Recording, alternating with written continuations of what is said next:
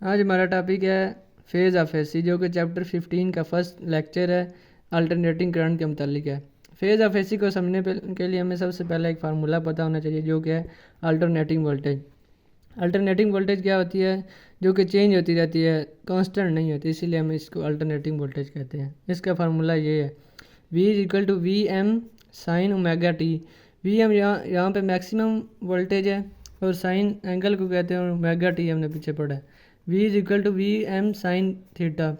हमें पता है कि थीटा इज इक्वल टू हमें पता है कि थीटा इज इक्वल टू होता है ओमेगा बाई टी। इधर से हमने ये वैल्यू पुट करके यहाँ पे हमने लिखा omega T is equal to होता है थीटा। यहाँ पे इसकी वैल्यू निकाली है। आगे हम इसकी पढ़ते हैं डेफिनेशन। दिस एंगल थीटा, ये वाला angle theta which specifies instantaneous value of alternating voltage और current is known as phase. ये वाला एंगल थीटा जो कि किस चीज़ को बता रहा है? इंस्टेंटेनियस वैल्यू, जो एक किसी भी लम्हे में हमें पता लग जाए अल्टरनेटिंग वोल्टेज की या करंट की, इसे हम कहते हैं फेज। ऐसा एंगल थीटा जो इंस्टेंटेनियस वैल्यू दी अल्टरनेटिंग वोल्टेज की या करंट की। इस चैप्टर में जब भी हम अल्टरनेटिंग वोल्टेज के बारे में बात करेंगे या अल्टरनेटिंग करंट, दोनों में से एक टर्म यूज़ कर सकते हैं। यहाँ पे अल्टरनेटिंग वोल्टेज और करंट एक ही चीज़ है, इसको हम कहते हैं phase. We can also define in term phase in term of time period. हम दो तरीक़ों से फेज़ को डिफ़ाइन कर सकते हैं टाइम पीरियड के। हम ये देखते हैं कि क्या है fractional part of time period. Fractional part time period का मतलब जो बटे में फॉर्म हो, 1/2, 3/2, ऐसा fractional part of time period which specifies instantaneous value of alternating voltage और current is known as phase. ऐसा फ्रैक्शनल पार्ट टाइम पीरियड का जो इंस्टेंटेनियस वैल्यू बताई किसकी, हमने ऊपर ही पढ़ा, अल्टरनेटिंग वोल्टेज या करंट की, इसको हम कहते हैं फेज। ये हमने ग्राफ इसका समझना है। ये हमने एक्स एक्सिस ड्रा कर लिया, ये वाई एक्सिस ड्रा कर लिया। एक्स एक्सिस पे ये वोल्टेज है, यहाँ पे ज़ीरो वोल्टेज है, ओरिजिन जिसको हम कहते हैं। ये पॉजिटिव मैक्सिमम वैल्यू वोल्टेज की, ये नेगेटिव मैक्सिमम वैल्यू।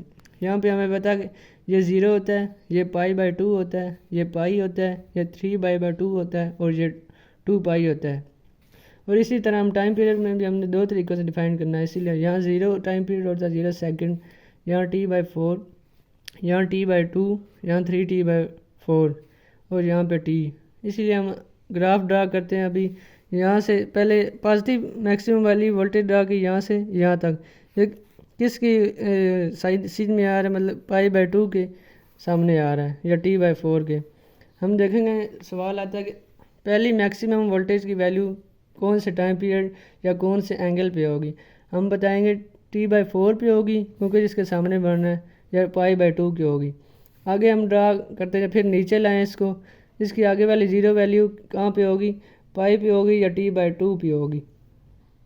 यहाँ पे हम इधर लेके आए, यहाँ आगे हम देखेंगे ज़ीरो, यहाँ पे एंगल कितनी वैल्यू होगी? ज़ीरो होगी, क्योंकि ये पाई पे भी ज़ीरो होगी या T/2 भी। MCQ आ सकता है कि T/2 टाइम पीरियड पे या पाई एंगल पे कितनी वैल्यू होगी वोल्टेज की। हमने बताना ज़ीरो, क्योंकि यहाँ पे ज़ीरो की एंगल के सामने आ रहा है।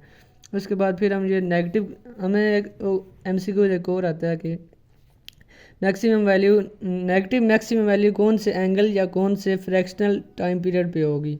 फ्रैक्शनल मतलब जो बटे में, मैंने पहले भी आपको बताया, ऊपर हमने पढ़ा फ्रैक्शनल में।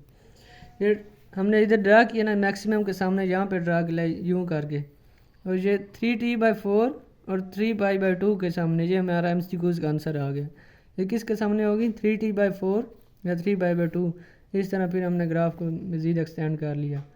या एक्स एक्सिस पे हमें पता कि हमने वोल्टेज ड्रा की थी, ये नेगेटिव मैक्सिमम वैल्यू, ये इसकी positive maximum value.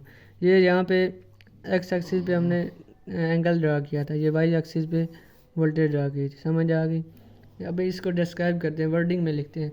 In above wave form phase of positive peak value is पाई/2 रेडियन और 3/4 सेकेंड। हमें पता है, मैंने आपको पहले भी बताया कि पॉजिटिव वोल्टेज की जो वैल्यू है ना, किसके सामने आ रही है? T/4 टाइम के या पाई/2 के। यही बात इधर लिखी है, पाई/2 रेडियन और T/4 सेकेंड पे positive peak value maximum value है। And in the phase of negative peak value, negative phase में जो उसकी पीक वैल्यू कहाँ पे होगी? 3पाई/2 के सामने या 3T/4 सेकेंड पे। मैंने आपको बताया कि ये इस टाइम पे इसकी negative maximum value peak value ज़्यादा होगी।